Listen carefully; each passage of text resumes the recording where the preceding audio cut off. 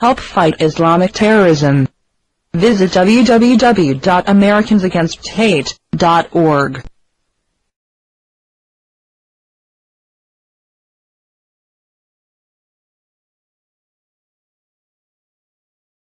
Our next guest speaker, Kharoba, is the president of the Counter Terrorism Operations Center. He was born and raised in Jordan. He's a software developer who has now dedicated his life to training law enforcement and intelligence personnel on issues concerning terrorism and CAIR. I want to welcome Sam to the podium.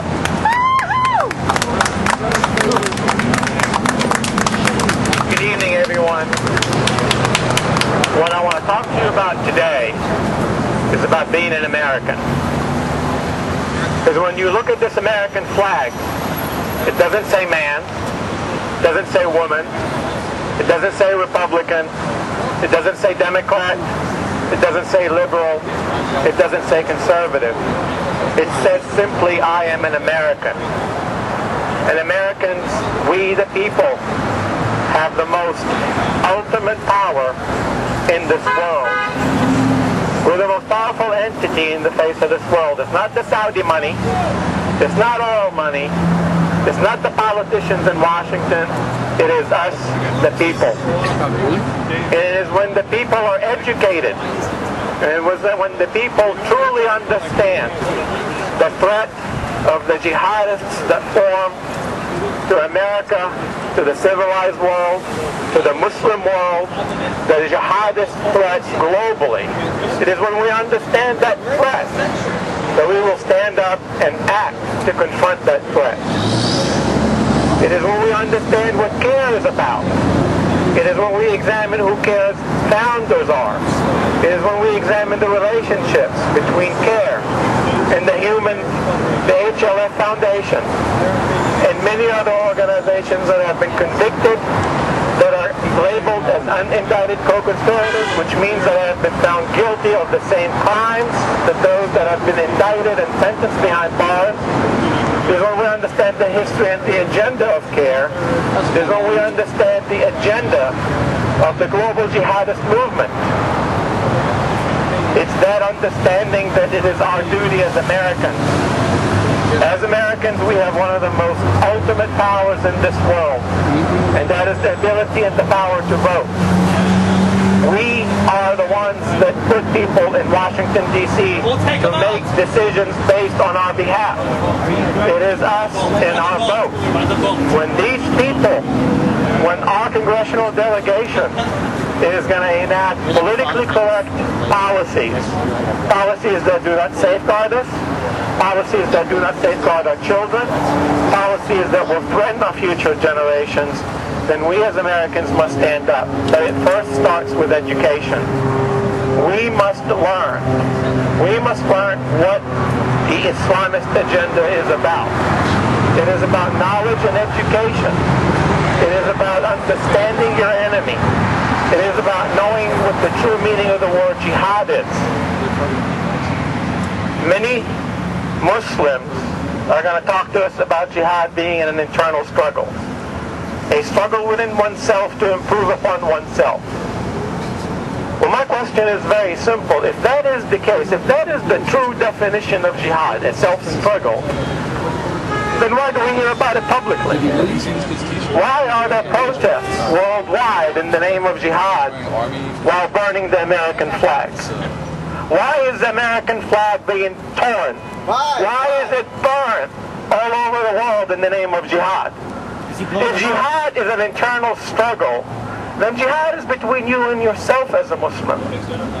But when you are going to come out in the streets and you're going to start saying jihad fi sabilillah, jihad in the sake of Allah, then that jihad means one thing. That jihad means to overtake the world from militant Islam. That's the meaning of jihad. It is those that advocate a political agenda of Islam that form a threat to the United States of America and the rest of the world. And it is when we begin to understand what these people are trying to do to our country, where are we headed, it is then that we need to exercise our constitutional rights by voting people in Washington, D.C. that are going to take care of this problem. I have a message to Senator John McCain and Senator Barack Obama. Al-Qaeda is in America. Hamas is in America. Hezbollah is in America. What are we going to do about it? Let's not squabble about Al-Qaeda being in Iraq. We all know that. But what are we going to do about Al-Qaeda being in America? What are we going to do about Hamas being in America? And what are we going to do about Hezbollah being in America? And what are we going to do about a function that's going to take place right over here where people are going to bash our president, they're going to bash our government, they're going to bash our Constitution, they're going to bash law enforcement, and then they're going to collect money to fund their agenda. That's exactly what's going to happen here today. Never bash the Constitution. Never bash the Constitution. That's what's going to happen here today. It's time for us to act as Americans. When I came to this country, I came not knowing what a Republican is. I didn't know what a Democrat is. I didn't know what a liberal was or what a conservative was. All I knew is that I wanted to be an American. And I would have given my right arm to come to the United States because that is the best place in this country. Because over 1 million people died in the last 250 years for the sake of our Constitution. And I stand to defend our Constitution. And when we have people amongst us that their goal is to tear down our Constitution and replace it with Sharia law, I say, not in my day. Not when I'm alive.